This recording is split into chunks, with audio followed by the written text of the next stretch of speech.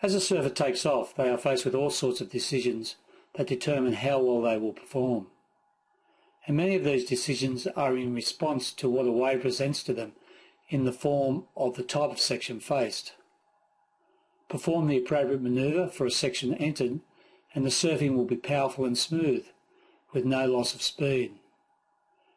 Conversely, choose the wrong manoeuvre and the performance will likely be poor in quality. There are a number of different sections that can be classified, and although there is really no right or wrong manoeuvre to perform, some moves just fit the situation better, and an enhanced performance is achieved by performing these correct moves in the appropriate section. For example, as a surfer takes off, they primarily have two choices: go to the bottom and perform a bottom turn, or immediately turn at the top of the wave and drive hard horizontally across the wave. The decision as to which approach the surfer takes is determined by the speed and shape of the wave on takeoff. If a surfer comes around a section, they can perform a re-entry, snap, layback snap, or possibly something progressive.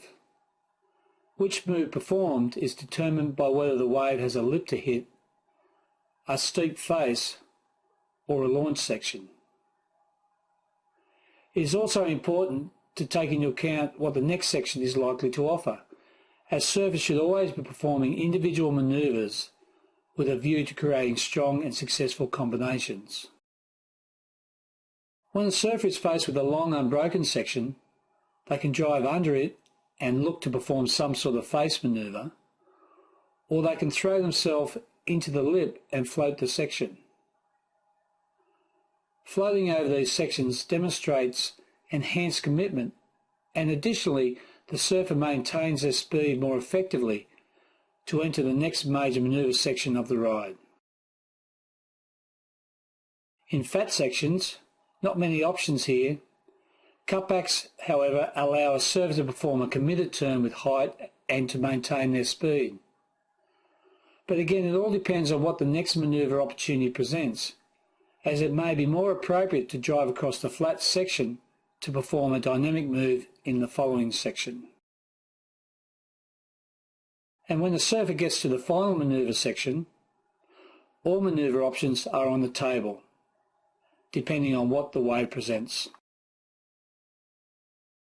Finally, now that progressive surfing is really at the forefront of surfing performance, some of the above doesn't always apply. Surfers are choosing to race down the line and throw it all into the air, missing manoeuvres along the way. Great if you can do this, but for the developing surfer, firstly creating strong performances by achieving the manoeuvre potential a wave offers is the way to go. This will create a foundation in the performance off which explosive and progressive performances can be built.